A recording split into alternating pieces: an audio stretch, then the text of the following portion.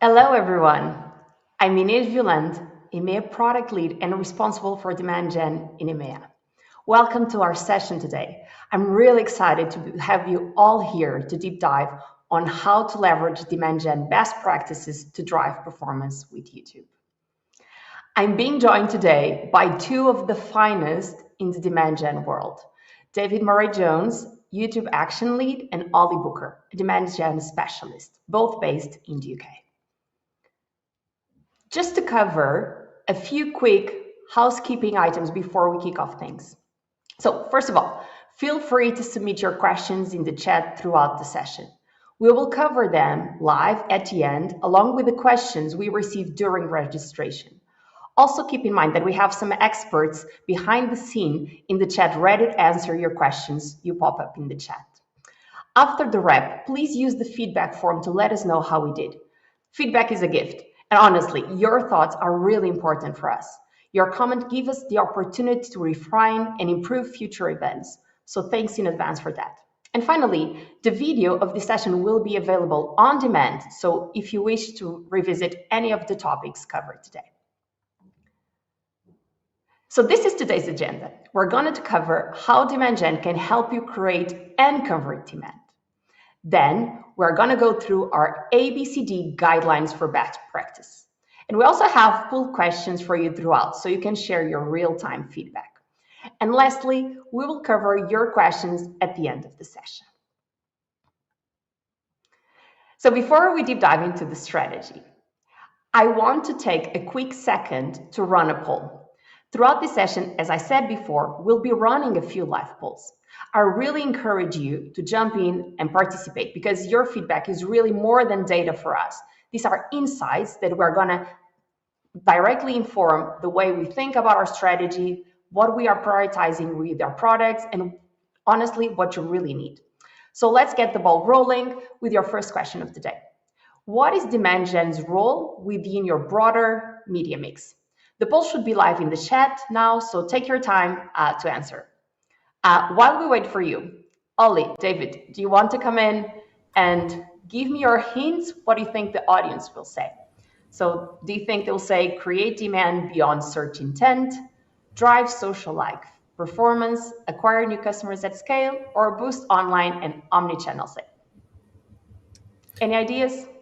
Well, I'm not sure if there is one direct answer. I think all of them are really good options. Maybe if I was picking, I'd probably go with create demand beyond search intent. I think would be the one I'd go for. What do you think, David? Yeah, I agree. It's a flexible tool.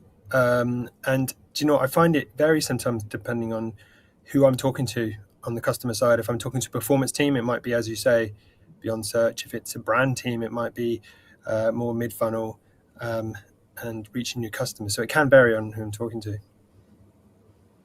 Amazing. Well, definitely, demand gen allows us to have to achieve a wide range of objectives, both from on the performance side, more mid-funnel. We are seeing it a lot of great successes when to drive performance. And what you said is that demand gen allows you to create demand beyond search intent. So Ollie's hint. So great to hear from that. And let's now move forward. So thank you so much. Sorry. I hope I didn't persuade anyone. Well, I hope so too. Ollie and David, thank you so much for joining me now.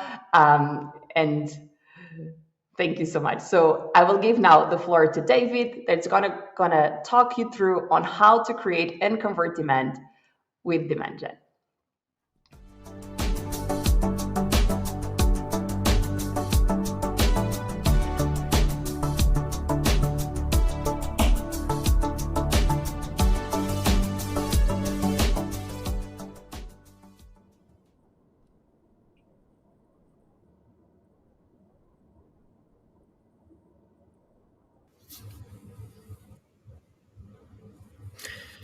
Thank you, Inês. Hello, everyone. So for this first module, I'd like to tell you a bit about what demand gen is and its ability to drive real business outcomes. Firstly, a bit of consumer context. So one of the reasons we launched demand gen was we saw changes in consumer behavior. We all know people exposed to advertising messages throughout the waking day. They've got access to more info than ever. They're increasingly savvy. They can jump between platforms seamlessly. And when they see a good deal, they take an action. So as a result, it's really critical for brands to show up in the right moment when it matters to reach qualified users and influence those purchase decisions. And brands that do this well spark inspiration and action in these moments of discovery are going to really win. So that's where Demand Gen comes in. It reaches consumers in this discovery mindset. Consumers who may not be considering or even searching for your brands, and it drives new incremental visits and conversions in these moments. Now, first and foremost, Demand Gen is anchored in YouTube. We all know YouTube changed the game for content creation and content consumption, with billions of fans and millions of creators and all the content we know and love. YouTube is the biggest platform. It's at the epicenter of culture. It's the best place to reach highly engaged audiences, whether they're actively exploring their interests or leaning back, being entertained. Brands can drive deep connections and high impact. Now, YouTube offers the largest reach in terms of total users. This chart shows how it stacks up compared to other social platforms. YouTube has the largest reach across all demographics, and crucially, it has the most engagement in terms of average time spent. Now, a big part of this is due to YouTube's multi-format nature, with no other platform having the same blend of long form, short form, mobile, desktop, and of course, connected TV. And then with the power of AI, YouTube ad campaigns, including Demand Gen, seamlessly run across all of these surfaces. So for big and small businesses, this translates into a high volume opportunity for new audiences to capture new customers who you might not be reaching on other platforms. Now, beyond reach, YouTube really drives business impact. Because of that engaged environment, online users are twice as likely to discover new products or brands on YouTube compared to other social platforms. And crucially for your bottom line, this discovery leads to purchase decisions. Online users are 67% more likely to buy a product after seeing an ad on YouTube compared to other social platforms. And a big reason for this effectiveness is the authenticity and the credibility of YouTube creators. People are actually 98% more likely to trust recommendations they encounter on YouTube creators versus other platforms. So brands that really harness creators within their ads, we see drive even greater performance. So Demand Gen enables brands to capitalize on this opportunity to create and convert new demand. Demand Gen is YouTube's performance solution that combines video and image into one campaign that runs across Google's most immersive vision.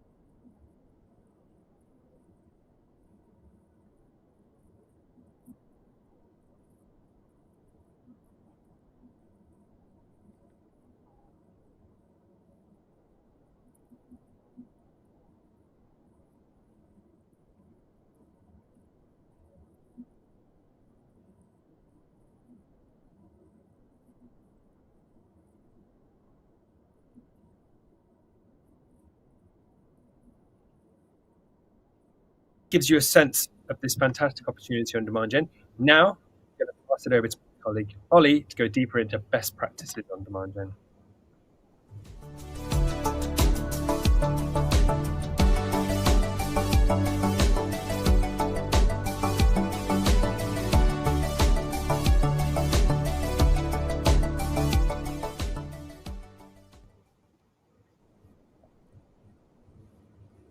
Thanks, David, and hey everyone. So let's dive into the ABCDs of Demand Gen best practice.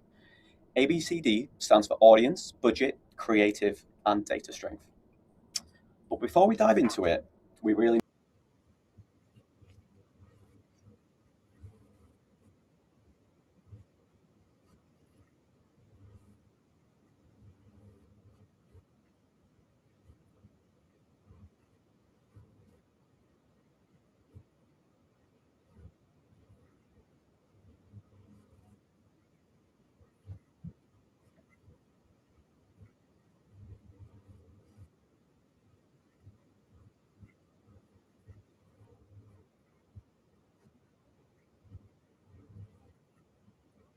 one more poll. So, which of these is the most impactful based upon your experience with demand gen and YouTube?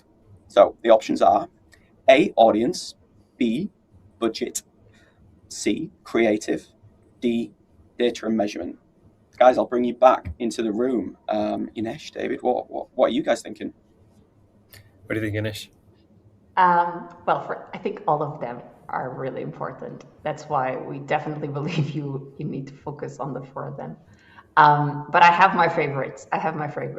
So I obviously I don't want to influence anyone, but I honestly think data and measurement, they're fundamental. Ollie will talk a little bit more about that. Having the right data, being able to track all your conversions, it's extremely important to have the right performance. So say data and measurement and bids and budgets. If you don't have enough budget or you don't have a higher bid for your campaigns, you're not going to be able to serve as much as you need. So definitely these will be my favorite too. Sorry, David? Yeah, no, I agree. I think bids, budgets, data are fundamental. If you don't have those, you're going to not get the sort of minimum. I'd say like the top advertisers, I'd say are really pushing the boundaries on creative. So that's definitely one I talk a lot about, but they're all key.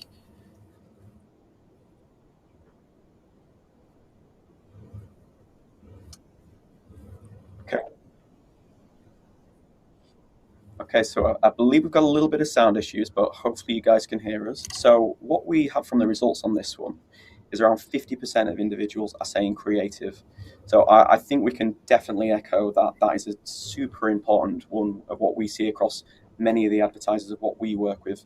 The ones who've got the best creative diversity are certainly the ones who are kind of winning within the demand gen space. So we'll make sure that we are, really diving deep into how we can make sure that is improving as much as possible. Okay, so let's now dive into it. So we'll start off with audience. So to really drive growth, we need to move beyond just basic targeting. And the goal really here is to have a three-pronged approach. So first off, you need to be leveraging your own data, using AI to find more potential customers, and when relevant, using new customer acquisition bidding when looking to grow your customer base.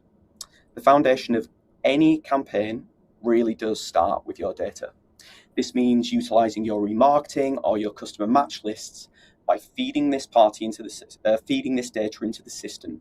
You aren't just reaching those people, but what you're actually doing is enhancing our AI bidding signals. This basically means that the algorithm is able to understand exactly what the best customers look like so that they can actually find more of them. So once that foundation is set, we then look to scale. So we recommend combining this by using optimized targeting or lookalike audiences.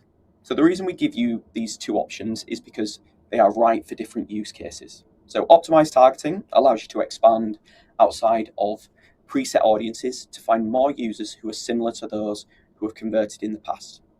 Say if you're optimizing towards a business goal such as sale, this is perfect. It allows you to be able to try and find more scale based upon the ones you've taken, that initial goal of what you're looking to be able to get. So we see that advertisers who turn on optimized targeting see an increase in conversions by 20% at the same cost. So if you are focusing on lower funnel goals, this really is a no-brainer to be able to get more scale. The next one is when you might be trying to look and find individuals who are not against that lowest of funnel kind of conversion goal. And the way to be able to do this is by using lookalike segments. And they allow you to expand your reach by finding prospects who mirror your most profitable customers or your most high value. So the way to do this is by isolating the most high value segments of your CRM So then you can find repeat buyers, for example, or maybe those who've got the highest basket value, so you can create a gold standard audience. So the way to do this basically is to segment that audience in your CRM and then upload it using customer match. And then the Google's AI then finds individuals who are the most similar to those high intent characteristics. So it really is kind of allowing you to put in control of the users who are actually most similar to those who are high value to you.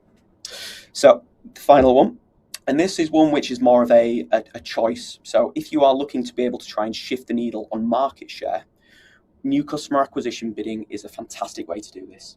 This allows you to be bidding specifically so that you can try and find new customers. So when advertisers are actually using this function, we see 11.5% improvement in new customer acquisition ratio versus just using our normal bidding mechanism. So if really you're trying to push the dial when it comes to actually driving market share, this is a great way to do it. So big call out on this one. By stacking these three components, that is your first party data, AI-driven optimization, and new customer acquisition bidding, you are creating a full funnel audience strategy that protects your base while aggressively capturing new demand. So next up, let's talk budget. So setting the right budget isn't just about how much you're willing to be able to spend. It's about providing the algorithm with enough data to actually work. If the budget is the engine, the data is the fuel, and we need a full tank to get where we're going. We categorize our budget requirements based on bid strategies you choose. There are two main best practice thresholds of kind of how we look to be able to sort this out. So first off is when you're looking at target CPA. Your daily budget should be at least 10 times the target of what you want it to be able to achieve. So if it's 10, you need 100. That gives you the system enough room to fail, to learn, and eventually find those conversions to be able to actually deliver the performance of what you want. This is basically the learning phase, and you need enough information within the system to be able to get to that point of having optimal amount of performance. For max conversions or max conversion value, we recommend a floor of at least 100 so that you're ensuring that your campaigns remain competitive in the auction so that you're actually delivering out. If you're looking at TROAS, we suggest using the same logic of that 10x, but calculating this based upon your average profit margin so that you can enter the auction as much as possible. So a lot of the things I've really discussed there are just the baseline. But when a campaign is budget constrained, you are artificially capping the algorithm. You're effectively starving the AI of the data it needs to be efficient. That basically means you are never going to have a successful campaign. To move out of the learning phase and hit peak performance, the system generally needs around 50 conversions in a 30-day period. If the budget is too low, you'll never reach that data density, and the campaign will just struggle, and it eventually will stop spending to the level of what you're looking to be able to achieve. So in short, a healthy budget isn't just an expense, it's an investment in the AI's learning. So hitting that 10x threshold will allow the machine to participate in enough auctions to find the best customers at the lowest possible price. So we've discussed the 10x rule and setting that baseline, but how do we really start thinking about past the learning phase and how we can really start thinking about the future? And that is where Performance Planner really comes into the mix. This tool allows you to move away from guesswork and more towards data-driven forecasting, helping us understand exactly how different budget scenarios impact that bottom line. The Performance Planner isn't just a calculator, it's a forecasting engine. It uses billions of data points to show how to optimize your budget for future performance. Instead of asking, what happens if I spend more? It's more about, I want to get 3,000 conversions. How much budget do I actually need to be able to get to that point? And the tool will build a plan based upon what you're actually looking to achieve. The key takeaway here is simple. Increase your presence with adequate budget.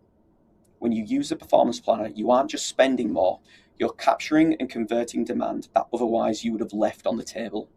It gives you the confidence to scale while keeping your efficiency in check. Okay, so one of my favorites. Let's talk about creative. This is one of the most critical levers for performance of any AI-driven campaign. Our guiding principles here are pretty simple, I think, but it does take a lot of thinking to be able to just get it into a simple mix. And that really is having a diverse creative across the campaigns. And why is that? It's because our AI systems thrive on options. So the more high quality assets that you are providing, the more combinations our system has, allows you to be able to get to that perfect ad for every user, every context, and every surface that David went over before. We know that there's so many different ways you can show up in demand gen. And your goal when it actually comes to what you should be seeing in Google Ads or DV360 is getting excellent ad strength. And this is how you do it. So first up, you want to be making sure you've got a diverse mix. What does that look like? So you want to be making sure you've got one horizontal video. This is for in-stream placements generally. Having a vertical so that you're showing up properly in shorts, and having square, which looks best when we look at some of our in-feed placements.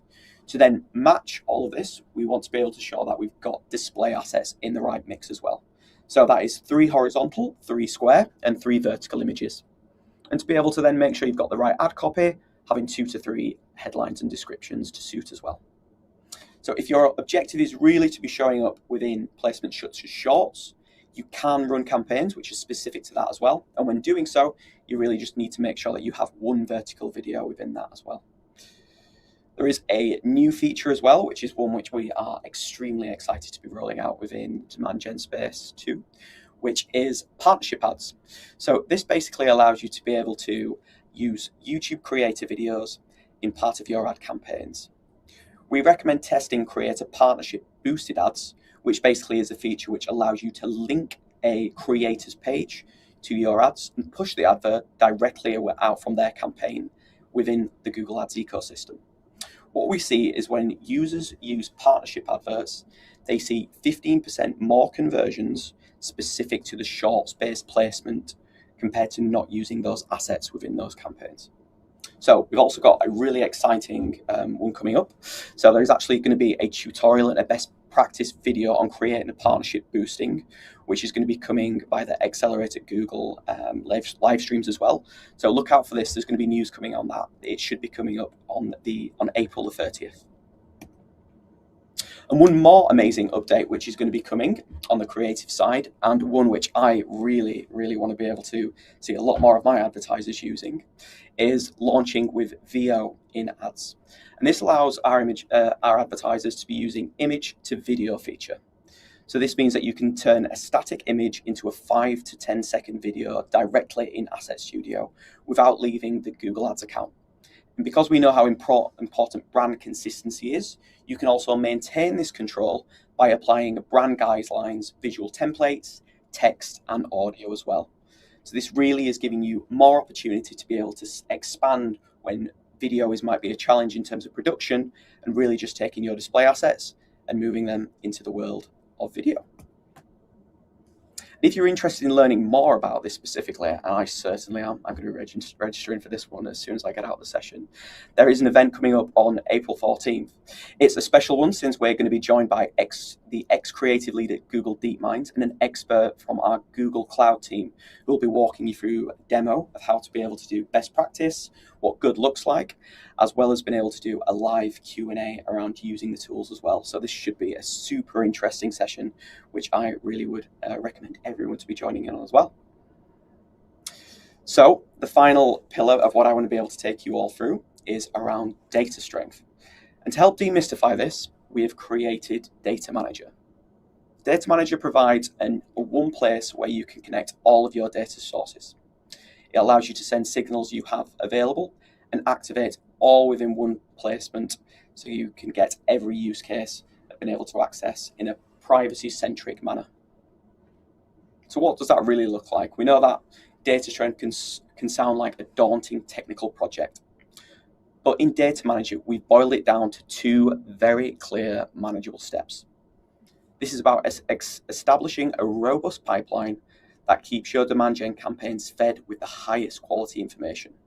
So the first step is establishing a connection of opening the pipe, so to speak. And there's primary 2 routes to be able to do this. So first off, it's Google Tag Gateway. For most web-based signals, this is the gold standard of being able to capture those signals. This helps capture more signals in the most privacy-centric way by making the Google tag a first-party tag, which basically means that we can capture more conversions in a privacy-centric manner. Next is Data Manager, and this is for those who want deeper CRM and offline conversion measurement tracking. You can use pre-built UI connectors or an API for a more customized direct feed of your CRM direct into our platform. So once these connections are live, you then move into step 2. And this is all about quality and depth of to maximize the signals of what we've got. So it's not about hitting an on-page target. It's about passing back every available signal that helps the AI identify the most highest value users. So to give you a couple of examples of the types of data that this is tracking, it's the gclid, which basically is a data source passed from browsers to our ad platforms, or it's hashed personally identifiable data, which is all done in a privacy-centric manner. All of these things are backed by our enhanced conversion tech, which allows you to be having a critical measurement, privacy-centric framework, meaning that you are tracking all of these data points in the way which you know is both good for you as an advertiser and also the right way to do it for a consumer as well. So I will now hand over to Inesh, who will walk you through the data management platform.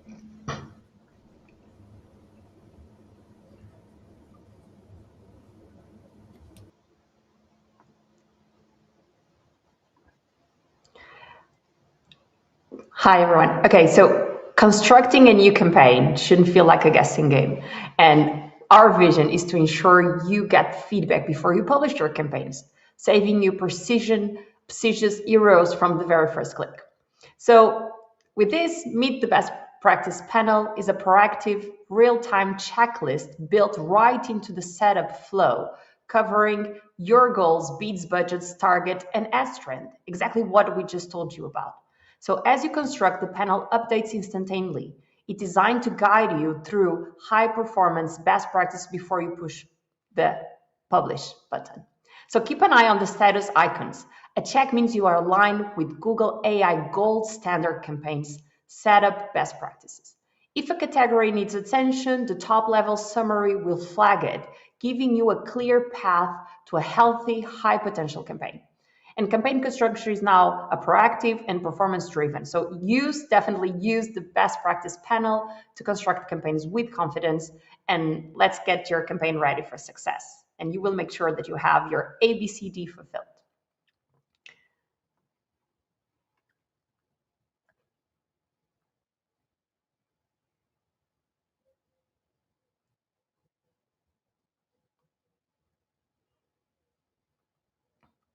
Amazing. So now that you saw a little bit about our best practice panel, let's deep dive into a real case example from one of our apparel clients here in EMEA, Crop, based in Poland. So for those who might not know them, Crop is a highly popular brand for Gen Z and younger shoppers in Poland. And they operate across several of our Central Europe markets as well. So their challenge was clear. They wanted to increase online sales and test out demand gen to promote their new collection. And they had to hit a specific target. So they had a return on investment target. Now, what's great about these stories is how rigorously they look into demand gen best practice to set themselves for success. And I really like this case because it combines best practices with a lot of novelties that we have on demand gen. So first of all, let's break down their approach. First, let's talk about creatives. So the Crop team made sure their creatives' head strength was set to excellence and utilized a strong mix of both video and images assets with the best practices recommendations. As you heard before from Ollie, really important to make sure that you are able to serve across all inventories. Then they lean into product feeds. So this is a retailer, they have a lot of feeds, and by integrating their Google Merchant Center product feed directly into the campaign, they were able to heavily optimize for sales. And then there comes audiences. So they didn't hold back. They implemented a robust mix of targeted features, including lookalike and optimized targeting. Now, to round up the strategy, they're paired up with target ROAS bidding to protect their profitability. So they were going after a target. And they implemented our new beta view-through conversion optimization, which fed crucial extra signals into the algorithm to allow fast ramp-up time and more data to optimize. Now, when you combine all these elements, the results, honestly, were incredible. This campaign delivered a massive 50% uplift in ROAS, On top of that, they had a conversion lift study showed a 4.5 conversion and incremental conversions across women shoppers, and they also saw an 8% uplift in search throughout the campaign. So as Pavel, their performance marketing specialist, put it, demand gen is not just a promise, but a real goal that translates into measurable results. Now, seeing this effectiveness, they are now planning to expand to use it across more markets. And this is honestly a perfect example on how getting the brilliant basics right, like creatives, audiences, and feeds, make the difference and can drive performance and results. So I know, honestly, that executing campaigns at scale and checking best practices across sometimes thousands of campaigns can be complicated, right? So to make executing these demand gen strategies as seamless as possible, we're equipping you with demand gen pulse. Now think of this as like automated optimization engine for Google Ads.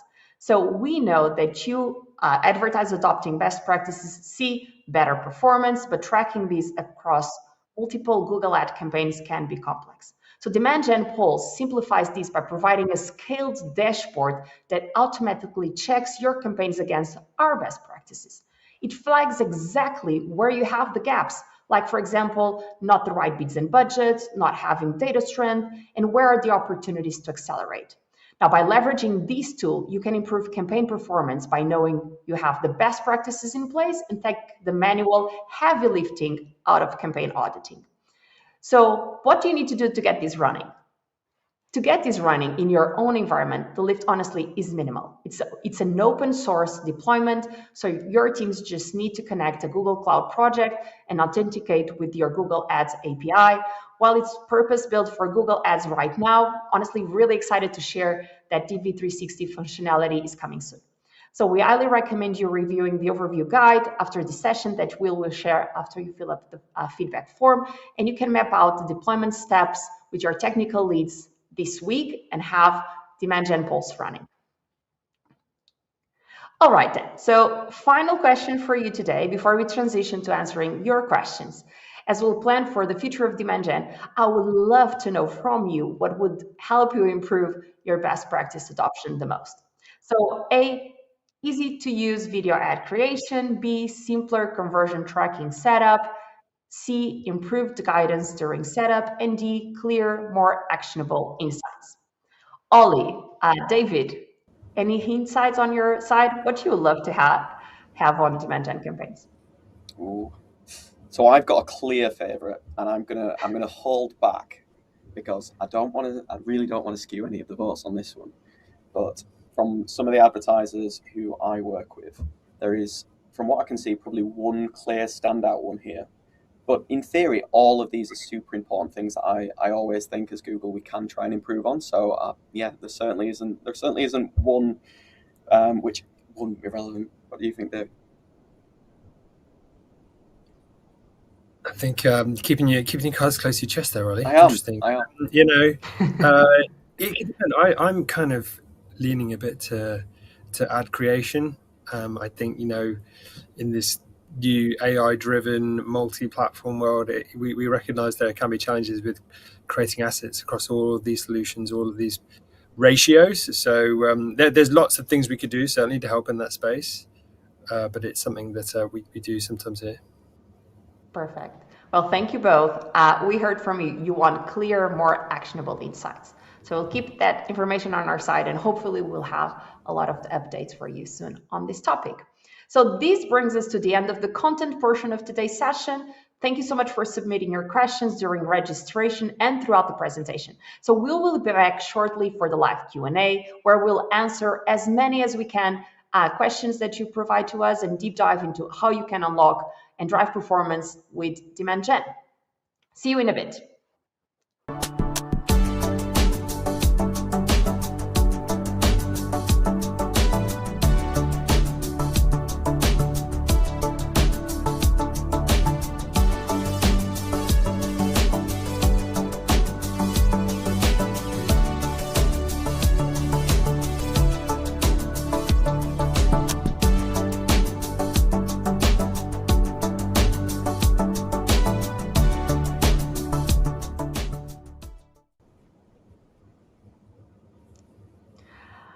Hi everyone, welcome back. So we got to the most exciting part of today's session, the live Q&A. I will be guiding the Q&A. Thank you so much for all the questions you made so far. Okay, so let's start with the first question. So we use demand gen for upper funnel awareness rather than actual leads to bring down the CPA on search campaigns. Is there a way we could measure how effective it is? For example, CPA with demand gen versus without. David, do you want to address this one? Yeah, so I suppose what you're trying to see is demand gen's ability to drive better performance together with your lower funnel activity, and what was the best way to, I guess, measure its impact. I suppose the classic way to do this would be incrementality. So being able to we've got a range of incrementality reports, whether it's brand lift, search lift, or conversion lift. Conversion lift is the classic one for demand gen, and it will help us see what is the incremental impact on conversions. In other words, what conversions happened that wouldn't have happened with demand gen not on the plan. I guess that's one way of looking at it. Another classic way is pre-post.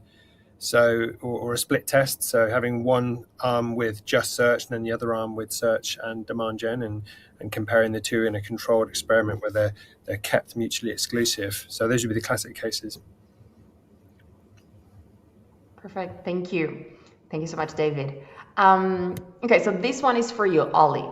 So do we need to have at least 100 conversions before running demand gen? I think this question is related with bids and budgets, so maybe it could be interesting to just clarify what we mean by 100 here and what is needed to start a demand gen campaign.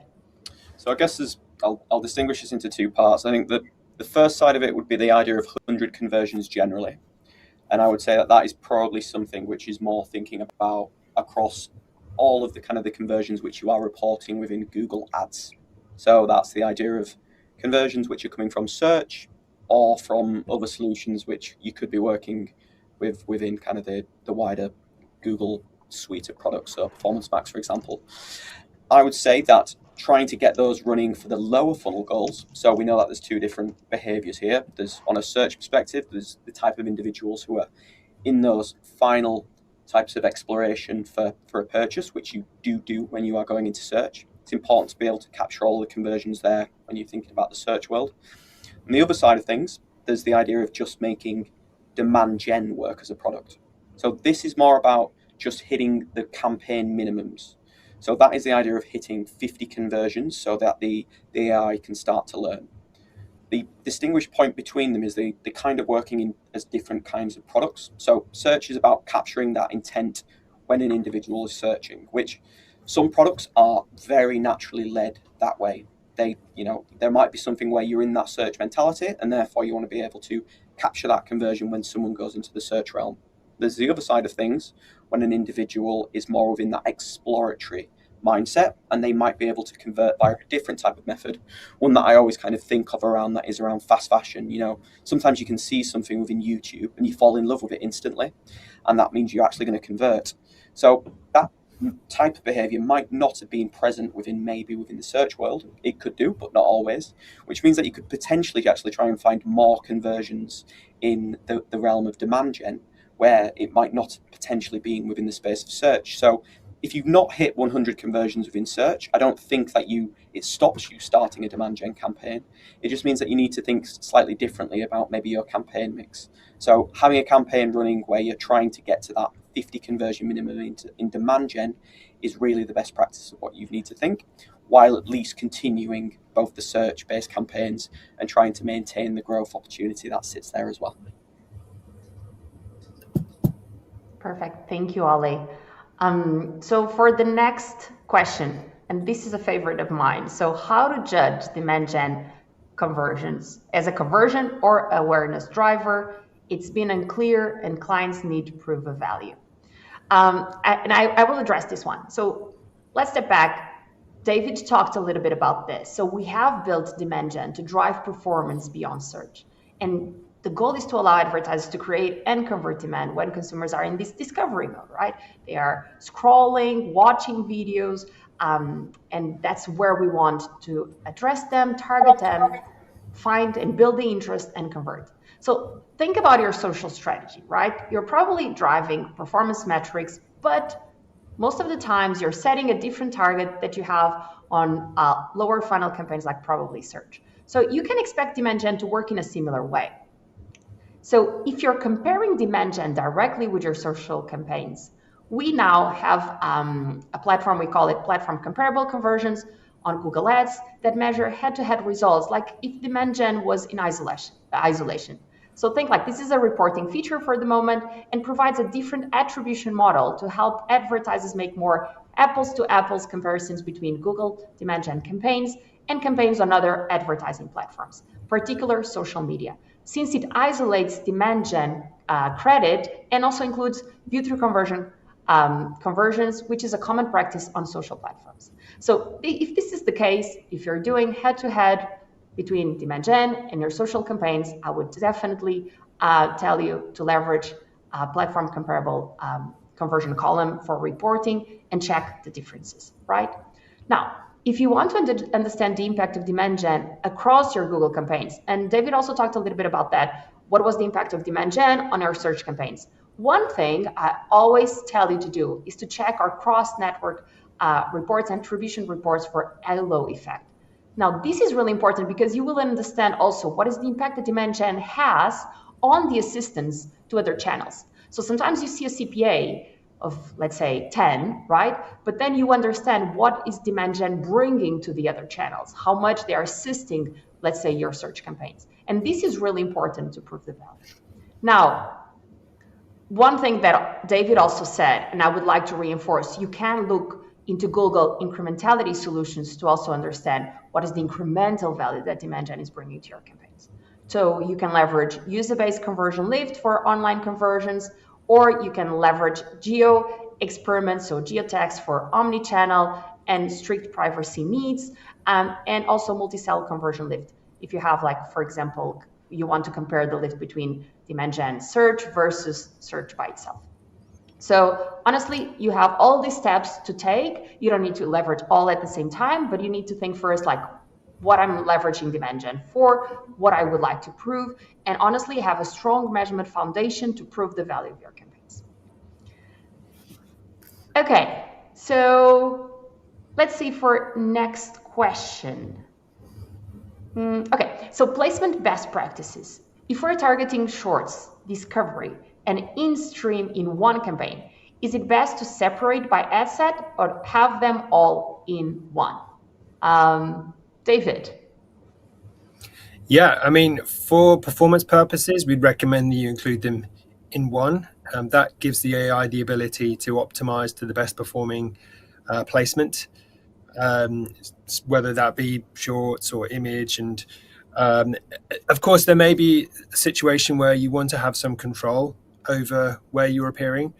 For instance, we do see that shorts is a really good way to unlock new customers, and a great way to drive, low CPMs and some kind of cheap reach. So we do see increasingly that brands will have like a universal demand gen campaign targeting all inventory sources, and then a separate shorts only demand gen campaign, and it'll increase their reach on that surface. So it really depends on the advertiser and how much control you want to have. But for the best performance from an in-platform point of view, we'd recommend to include them in the same agreeable campaign. Perfect, thank you. Okay, so continuing a little bit on the creative side, what's the best practice for several images within the demand gen image ads? Can we use the same asset but different overlays? Well, David, do you want to continue? I think it's quite related with what we were talking before. Ultimately, you can use different images and test different overlays, and the system will optimize, and you'll actually get insights to which asset gets the best performance. But certainly we see brands that differentiate their ads there. So if you have the same image but with just different text, that's not a true differentiated ad. We see that differential messages does benefit. So if that's a possibility, and as we mentioned, there are ways to help you do this in platform, whether it is some of the image Gen AI to video Gen AI, or there's actually text to image Gen AI as well. There are creative templates in the platform that help you create those differentiated concepts. So yes, you can use different assets, but I think if you can create differentiated concepts, that will help performance too. Perfect. Thank you, David. Okay, so one of the questions we got here is remarketing a good option in demand gen instead of new customer acquisition? I can address this one. First of all, I think it depends on what is your main objective.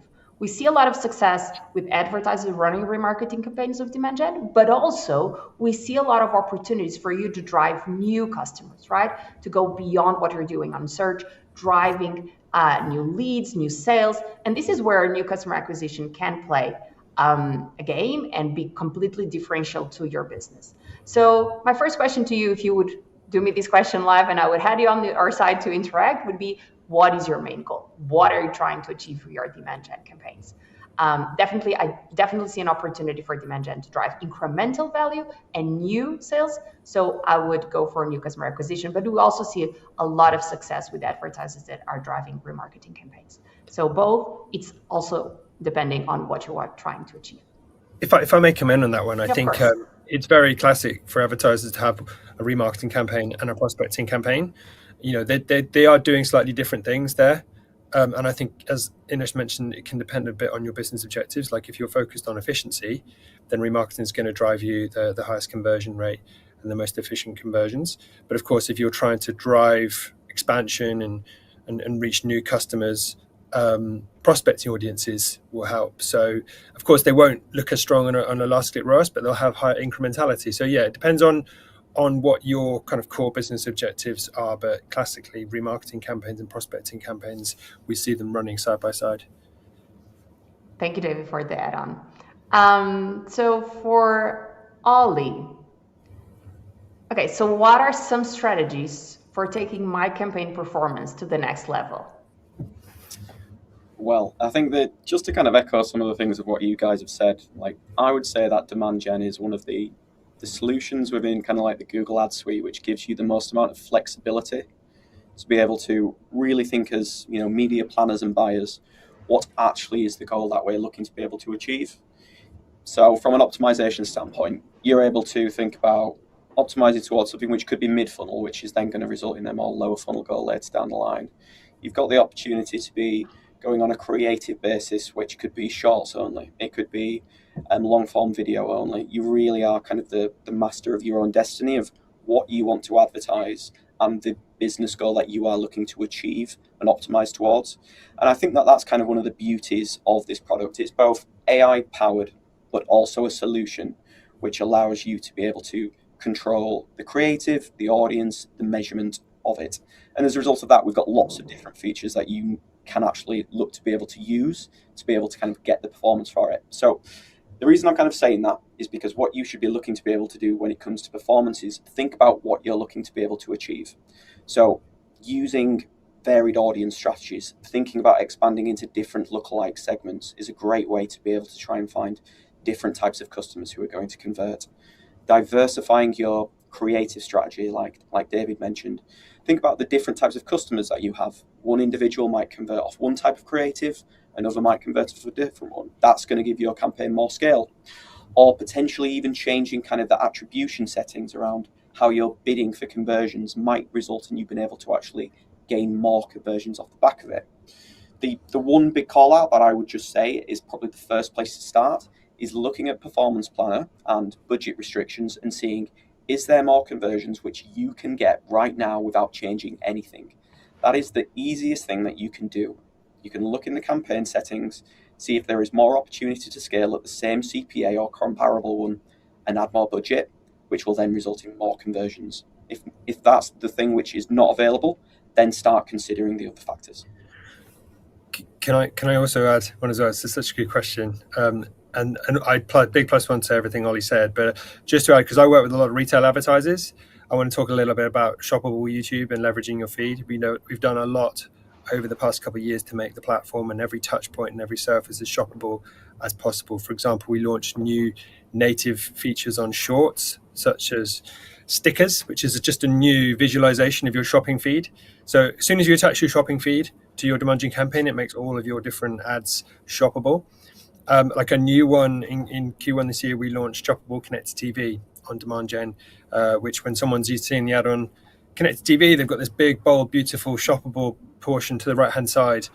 So massively, we see feeds driving performance. There is best practice there for sure. Like make sure you're utilizing the filters at the ad group level to sort of match the products to the creative, to the audience. So an obvious one is having different audiences for men's wear and women's wear so that you can show, for instance, the right product for each audience. And then we've also been rolling out new features to really make that shoppable activity work harder. Things like checkout links, which you can search for. That's a new feature that makes your shoppable product links on InStream go directly through to the basket page with that product. And we see that driving more conversion value. Local offers, promotion assets, these are all things you can utilize within your feed to make shoppable demand gen work even harder. So this is a big area you can use. Thank you, David. Okay, so another question you had here, I guess it was because of the case study we presented from Crop. So is optimizing for view-through conversions also applicable, recommended for campaigns with both video and image ads? So currently it's in beta. It works on YouTube only, okay? So it will apply for your YouTube campaigns. I know in the Crop example, they had campaigns with both image and video, but they were applied on the video part of it. So I just want to clarify that because I guess it was kind of a follow-up on what we presented during the session now. So, okay, I have a question regarding the role of PMax and demand gen. Is it wise to run these two campaigns in parallel? And we had like a couple, I'm reading it here. We had a couple of questions regarding like PMax and demand gen. So I know, David, you had a lot of these questions in the past. Do you want to address that? And then I have one next for Ollie.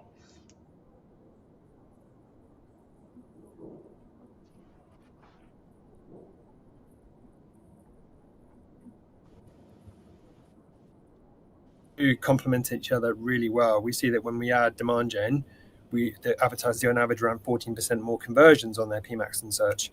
And the main reason for this is when you look at your PMax campaigns, you can now see this in your channel reporting within PMax. You can see where the ads are appearing, and you'll see overwhelmingly it's appearing on search. So it's primarily capturing search intent with a bit of YouTube.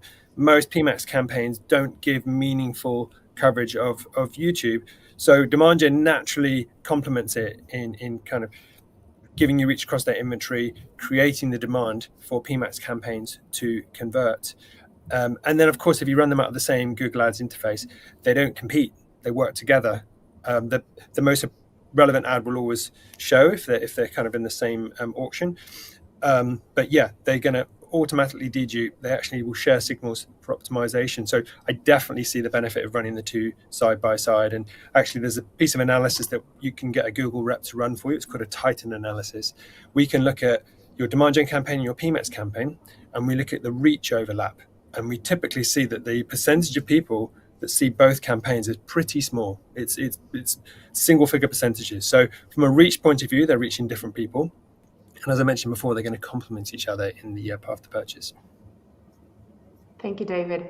I think that's an amazing report. And honestly, what I like also, it's because when even there's overlap, you see a higher conversion rate on the users that were impacted by both campaigns. So I don't see it even as a bad thing. It's a compliment. It accelerates the path for purchase. So definitely leverage both campaigns would make a lot of sense. Okay, I have one for you, Ollie. So can demand gen campaigns be useful for lead generation advertisers? And if so, well, can you give me some examples on how to leverage that? It's quite a complex question, but you have a lot of lead gen advertisers, so I think it could be really interesting for you to address. Yeah, no, this is a huge one for lead gen advertisers. And I think the most important thing for lead gen advertisers to really think of is data strength.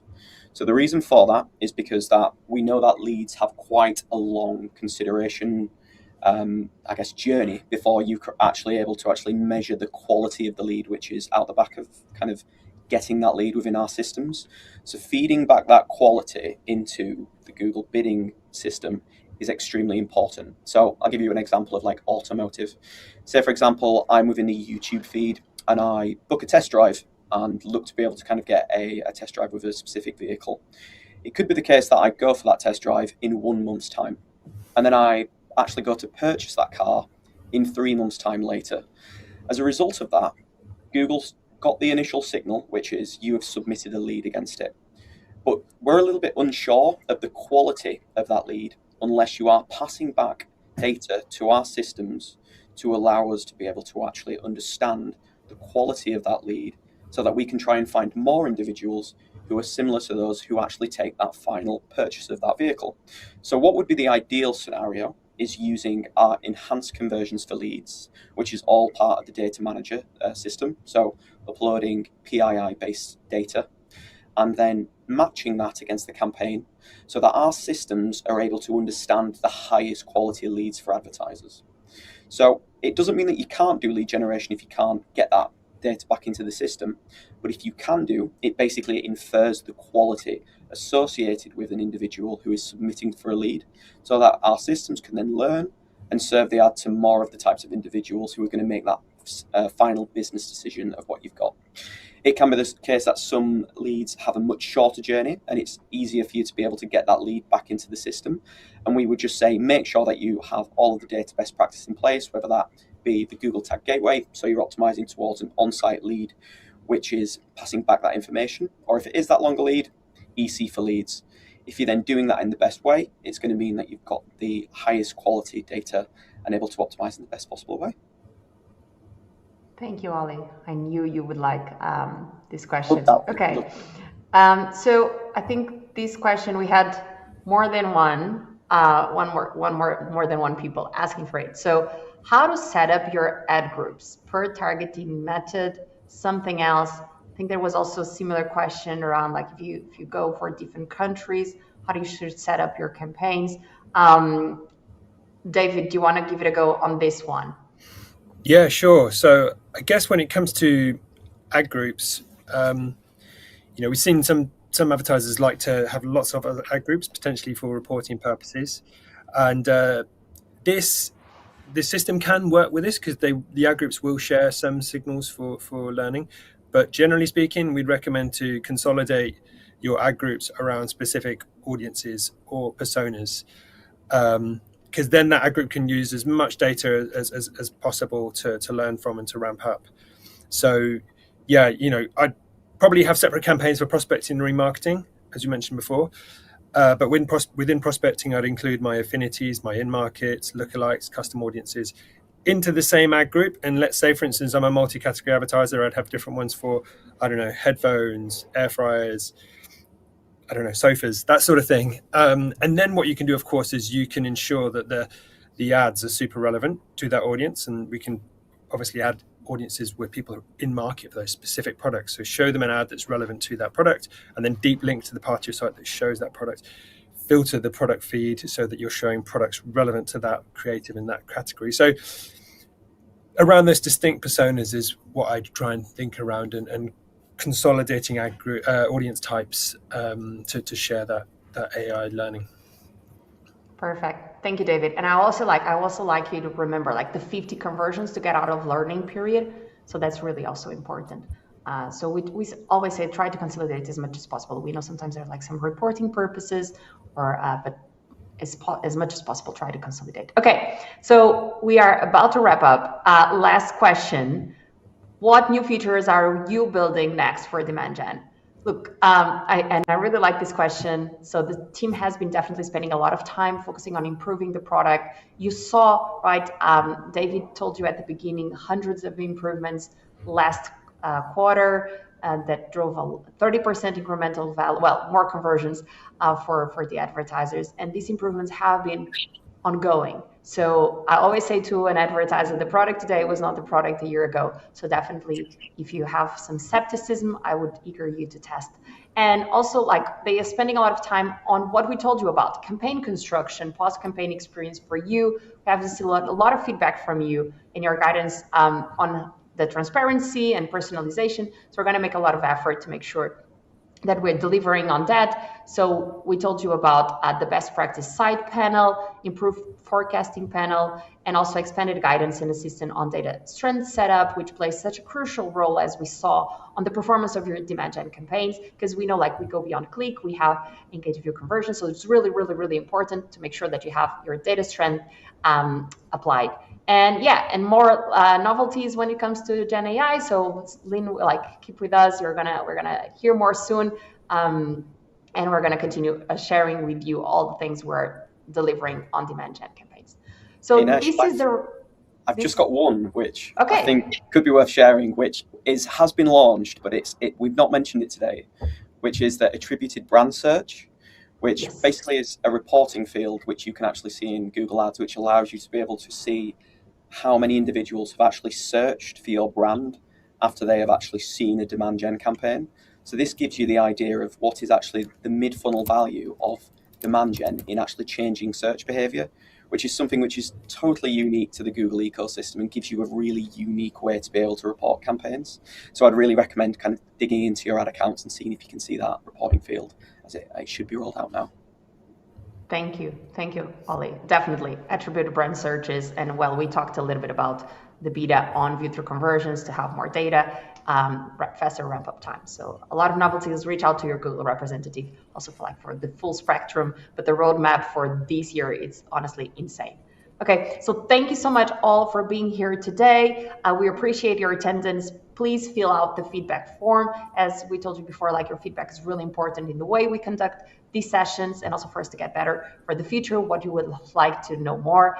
I wish everyone a great day. Thank you so much, Ollie and David, for being here with me today. Your knowledge is outstanding. I'm always so impressed by everything you know, and thank you all. I hope you enjoyed. Have a good day. Thank you all.